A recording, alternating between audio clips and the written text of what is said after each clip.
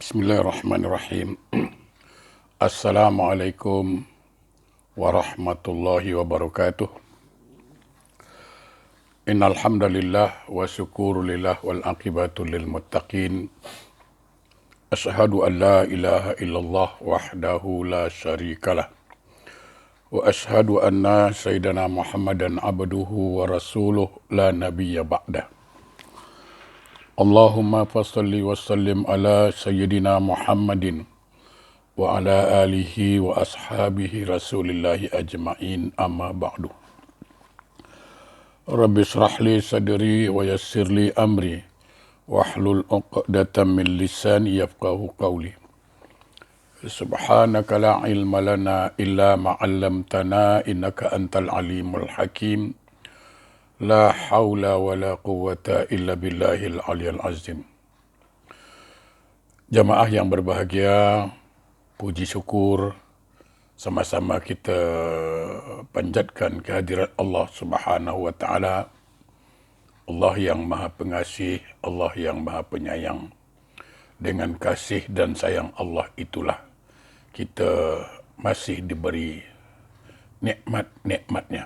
Mudah-mudahan kita termasuk hamba yang pandai mensyukuri nikmat Allah. Amin.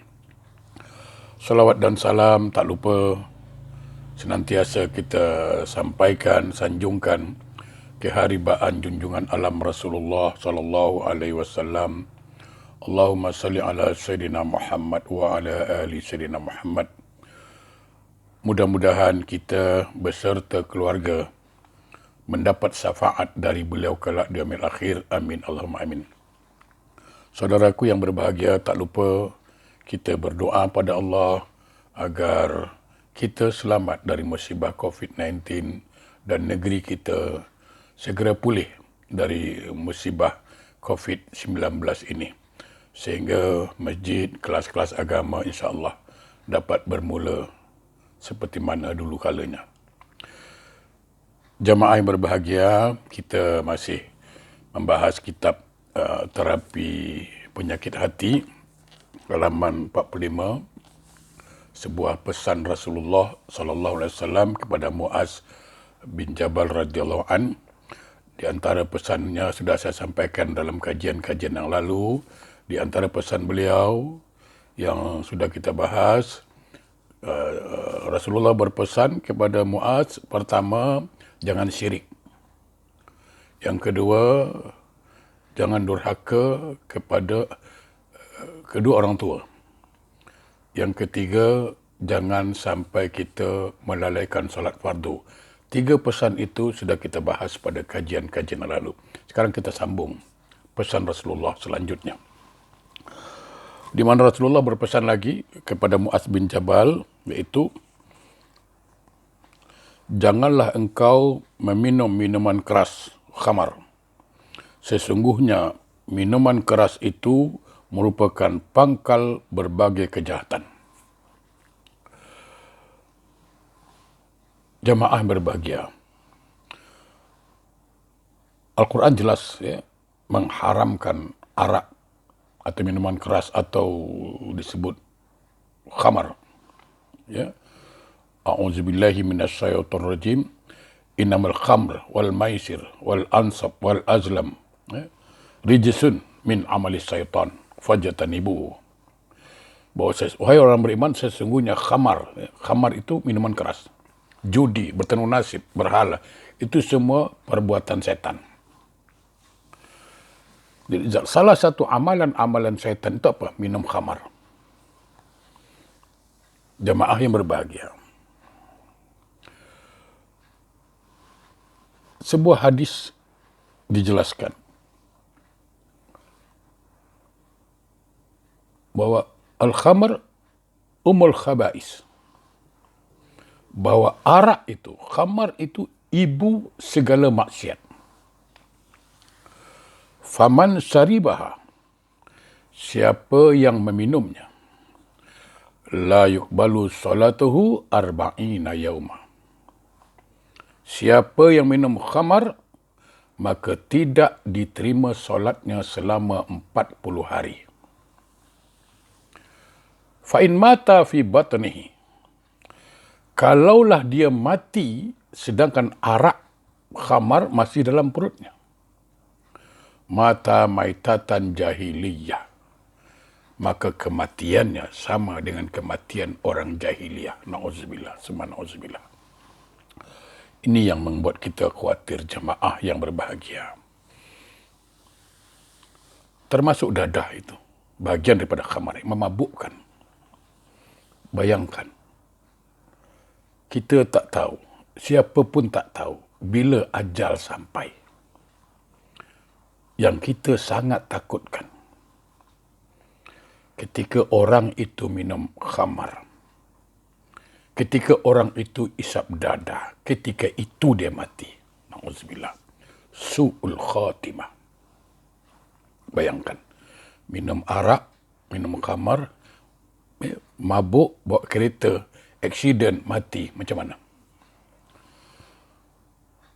Mata maitatan jahiliyah, kata Nabi. Maka kematian dia ini, karena minum arak, mati, maka matinya sama dengan kematian orang jahiliyah.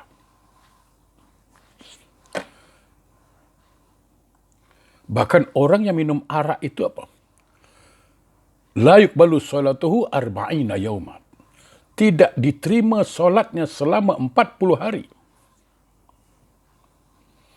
Na'udzubillah. Saya teringat sebuah kisah yang disampaikan oleh Ibnu Mas'ud radhiyallahu an. Ibnu Mas'ud pernah mengatakan begini, lebih kurang. Andai kata ada orang atau ada seseorang minum arak. Kalau sekarang kita kan minum arak atau isap dadah lah katakan. Seandainya ada orang mati kerana minum arak. Kata Ibnu Mas'ud, silakanlah. Kau orang solatkan, kau orang hantar ke kubur. Tanam dia di kubur. Karena dia orang Islam, maka hadapkan wajahnya ke kiblat. Karena dia orang Islam, hadapkan wajahnya ke kiblat.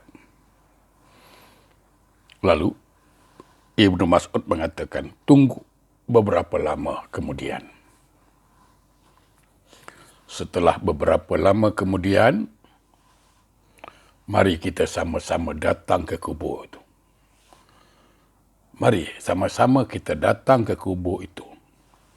Kita gali kubur itu. Kita gali. Sebelum kubur digali, kata Ibnu Mas'ud, gantung saya, kepala saya ke bawah, kaki saya di atas. Letakkan pedang yang tajam di leher saya. Demi Allah, aku bersumpah.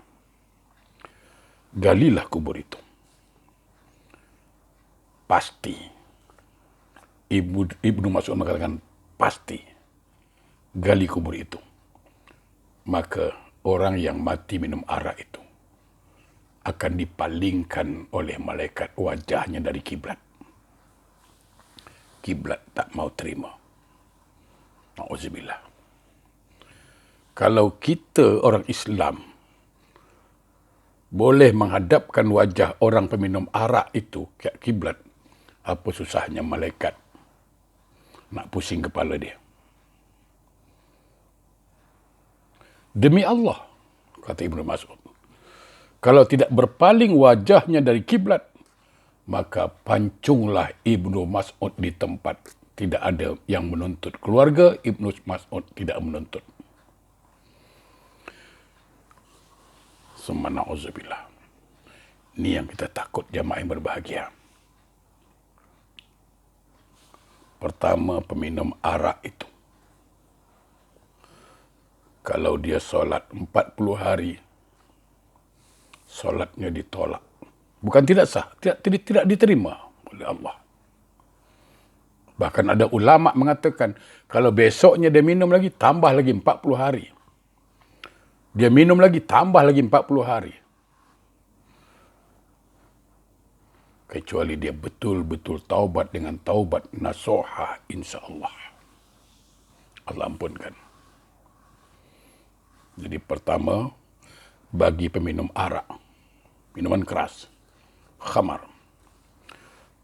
Berarti pertama dia bekerja sama dengan syaitan. Karena itu amalan syaitan. Dia telah menjadi budak-budak syaitan. Yang kedua, solatnya tidak diterima oleh Allah. Kalau solat sudah tak diterima, maka semua kebaikan yang dia lakukan tidak ada nilai pahala di sisi Allah Subhanahu wa taala. Nauzubillah. Summa nauzubillah. Yang ketiga, matinya su'ul khatimah, seburuk-buruk kematian. Azab dalam kubur menimpa, di akhirat menunggu azab neraka. Yang keempat, dipalingkan wajahnya dari kiblat. Kiblat tidak mau menerima wajah orang peminum arak yang mati karena minum arak. Oleh karena itu, jemaah yang berbahagia, saudaraku yang tercinta, hindarkan keluarga kita dari yang namanya arak, khamar, atau dadah itu. Karena itu ibu segala maksiat. Orang kalau dah minum arak kadang-kadang, na'udzubillah, seorang suami kerana minum arak sanggup pukul isteri. Seorang anak kerana minum arak sanggup melawan orang tua. Na'udzubillah. Jadi pesan Rasulullah SAW kepada Muaz radhiyallahu an, dan hakikatnya kepada kita juga, bahawa jangan minum arak. Kita sangat takut ketika minum arak, ketika itu ajal sampai. Saudaraku sekalian, jamaah yang berbahagia, pesan Rasulullah yang terakhir, yaitu awaslah engkau terhadap maksiat. Sesungguhnya maksiat itu mendatangkan murka Allah. Jamaah yang berbahagia, kita insan yang lemah. Kita manusia tidak luput dari kesalahan. Karena kita dorongan nafsu. Oleh karena itu, hendaklah kita senantiasa selalu dekat dengan Allah. Kita selalu tunduk, patuh pada perintah Allah. Selalu melaksanakan segala perintah Allah. Zikrullah, baca Quran, duduk di majlis ilmu. Ini mengelakkan kita dari berbuat maksiat. Kenapa? Karena tugas setan cuma satu. Tugas iblis cuma satu. Bagaimana supaya ramai kawannya di neraka. Dan kalau kita tidak hati-hati, maka kita akan menjadi teman-teman setan nanti di neraka. Hindarkan diri dari maksiat. Karena maksiat itu mengundang murka Allah. Mari kita berharap, berdoa kepada Allah. Wasari'u, memohon kepada Allah agar kita terhindar dari segala maksiat. Maka firman Allah mengatakan, a'udzubillahi minasyaitonir rajim, wasari'u ila maghfiratin min rabbikum. Segeralah kita mohon ampun pada Allah atas segala maksiat yang sudah kita kerjakan. Tidak ada orang yang tak buat maksiat. Tidak ada orang yang tidak pernah berdosa. Ya, kullun nas khata' khairun khata' at-taubah. Semua orang pernah bersalah, kata Nabi. Sebaik-baik orang yang bersalah, dia bertaubat kepada Allah Subhanahu wa ta'ala. Jamaah yang berbahagia, ingat, sehitam apapun masa lalu kita, sehitam apapun masa lalu kita, dia akan putih. Insya Allah akan putih dengan taubat. Saya ulang balik. Sehitam apapun masa lalu kita, sekelam apapun masa lalu kita, dia akan putih, dia akan terang dengan taubatan nasuha. Tetapi seputih apapun masa lalu kita, seterang apapun masa lalu kita, dia akan jadi hitam, dia akan jadi gelap karena sifat sombong kita. Saya ulang balik. Seputih apapun masa lalu dia, seterang apapun masa lalu dia, dia boleh menjadi hitam dan gelap karena sifat sombong. Tapi sehitam apapun, sekelam apapun masa lalunya, dia boleh jadi putih dan boleh jadi terang karena taubatan nasuha. Maka kita yang pernah bersalah, yang pernah berdosa, jangan pernah putus asa dari rahmat Allah. Mari kita segera bertaubat kepada Allah, insya Allah. Assalamualaikum warahmatullahi wabarakatuh.